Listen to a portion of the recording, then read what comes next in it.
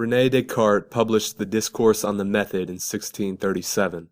The work is a philosophical and autobiographical treatise that propounds Descartes' method for attaining truth. The treatise comprises 6 parts. The first 3 parts are autobiographical and explain how Descartes developed his method for attaining truth. Descartes' life and early beliefs are similar to those of Socrates. Upon completing college, Descartes was disappointed to discover that he had not attained the certain knowledge that he had anticipated. He resolved to travel the world and converse with other men to determine whether he could attain any truth.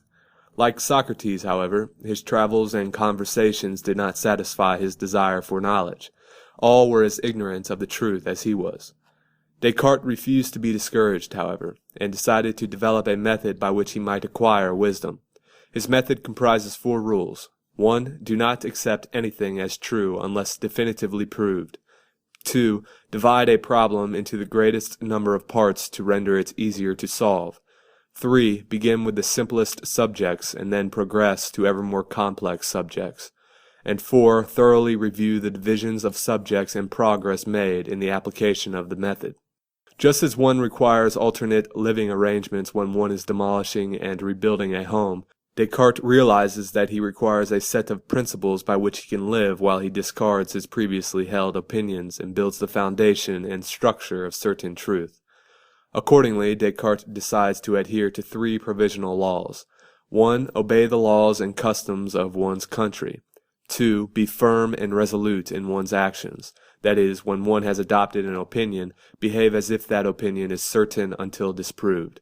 And 3. Conquer one's self rather than fortune, change one's desires rather than the order of the world, and accustom one's self to the belief that nothing is within one's power except for one's thoughts.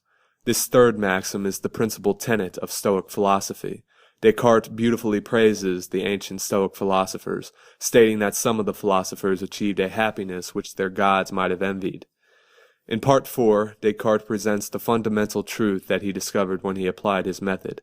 After discarding the senses, for sense experience might be dream experience, and mathematics, for mistakes are made in mathematical demonstrations, Descartes arrives at an indubitable truth. I think, therefore I exist, or cogito ergo sum.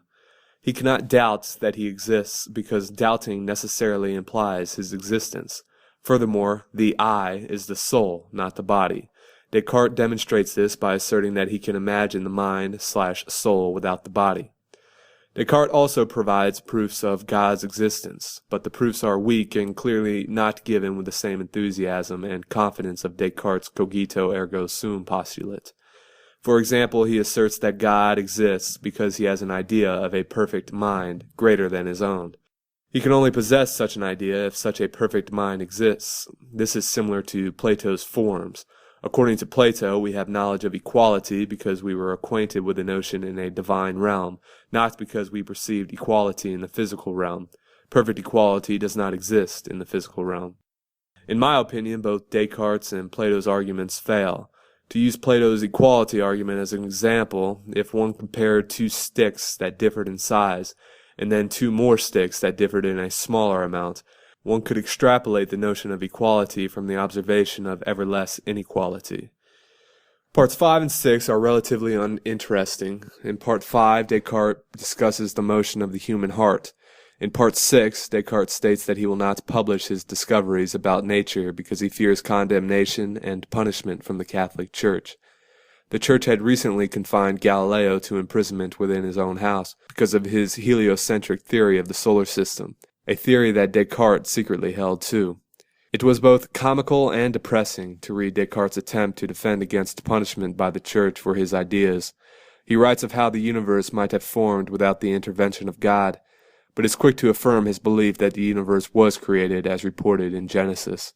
His assertion that he believes in the Genesis account of creation is amusing because it is clear that he does not.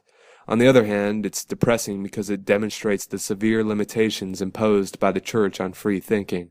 If the Church had not maliciously intervened in the works of scientists, then mankind probably would have already made much greater advancements in technology and human understanding.